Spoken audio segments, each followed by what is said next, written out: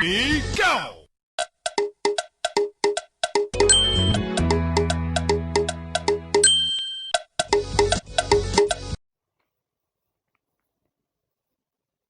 Breaking news. Welcome to today's headlines. Nigerian government under pressure to release Nnamdi Kanu. Nigerian government under pressure to release Nnamdi Kanu. So my dear listeners, from wherever you're listening from, please stay tuned as I read today's news.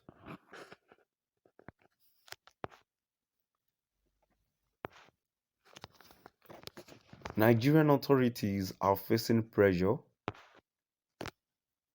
to release the embattled leader of the indigenous people of Biafra, IPOB, Nnamdi Kanu, following an order from the United Nations that the separatists should be released.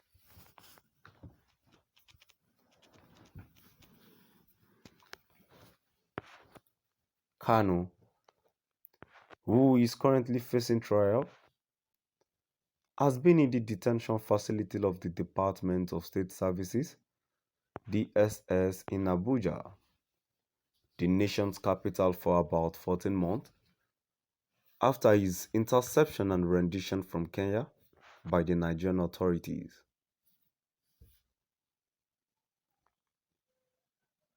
However, the UN Human Rights Council's Working Group on Arbitrary Detention, in its decision contained in Opinion Number 2522,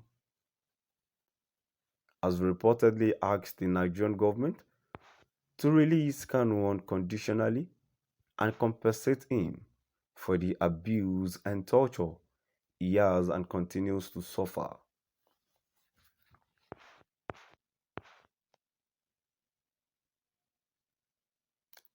Mr. Bruce Fain and Prof. Rachel Murray, Kanu's foreign lawyers, alongside his special counsel, Aloy Ejimako, led efforts leading to the UN directive.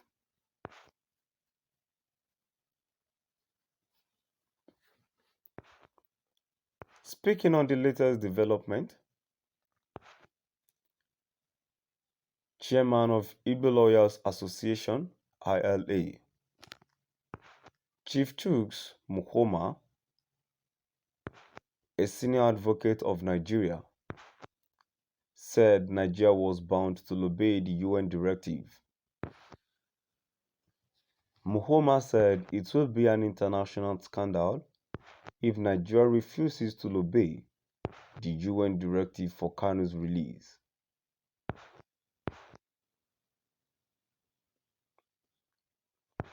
It will be international scandal to disobey a directive from such an organization like the United Nations. So it has to carry out its membership obligations by obeying to release and pay adequate compensation to Kanu as directed, Mukhoma said.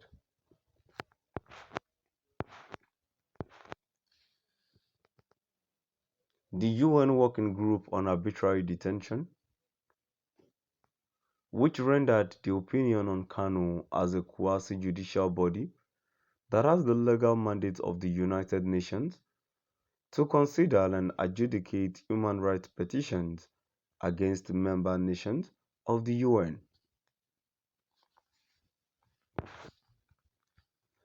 Ejimako explained, further, the opinion is legally binding on Nigeria because the decision is based primarily on human rights standards set by the International Covenant on Civil and Political Rights and the Universal Declaration of Human Rights, to which Nigeria is a signatory.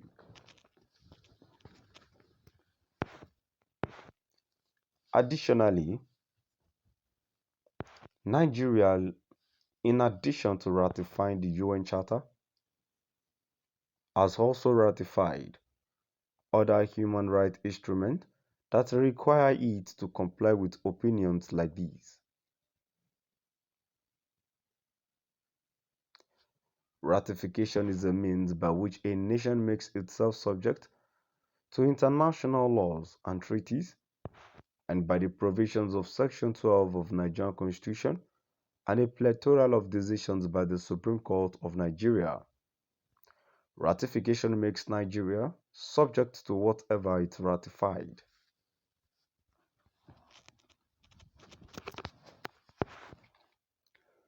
It goes without saying, therefore, that as a bona fide member of the United Nations, Nigeria is subject to decisions issuing from all UN bodies.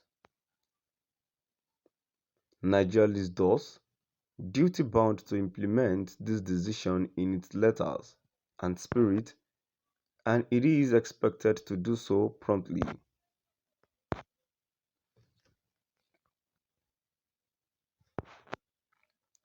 Nigerian authorities are facing pressure to release the embattled leader of the indigenous people of Biafra, IPOB, Nnamdi Kanu, following an order from the United Nations that the separatists should be released.